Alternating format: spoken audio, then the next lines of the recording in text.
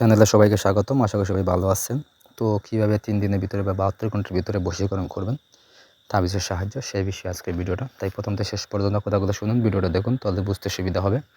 ওই রকম কাজ যদি আমার সাহায্য করে নিতে চান তাহলে যোগাযোগ করবেন সাইটে দেওয়া নাম্বারে। নাম্বারটা হচ্ছে 0170991438 এই নাম্বারে ইমো, হোয়াটসঅ্যাপ বা সরাসরি যোগাযোগ করতে পারেন, বা যে কোনো পরামর্শের জন্য যোগাযোগ করতে পারেন। তো কাজের কথা, সে কাজটা নিজেরা কীভাবে করবেন সেই বিষয়ে বলি। এই যে তাবিজটা দেখতে পারতেছেন বা নকশা দেখতে পারতেছেন, এই তাবিজটাই লিখবেন হচ্ছে গিয়ে বুঝ পাতায় অথবা হচ্ছে গিয়ে হরিণের চামড়ায়, না হইলে হচ্ছে গিয়ে যে ব্যক্তিকে আপনি বশীভূত করবেন তারা কাপড় উপরে। তো এটা প্রেমিক প্রেমিকা বা স্বামী স্ত্রী এইরকম মানুষকে বশ করতে পারবেন।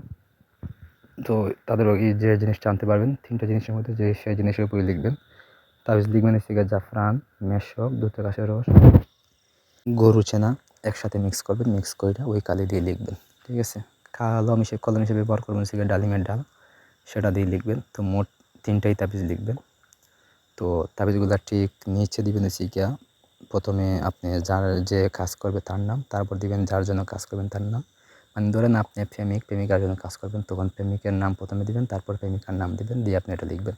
নামগুলো অরিজিনাল এবং সঠিক নামটা দিবেন, নির্ভুল, দিয়ে আপনি কাজটা শুরু করবেন যে কোনো সোমবার অথবা মঙ্গলবারে।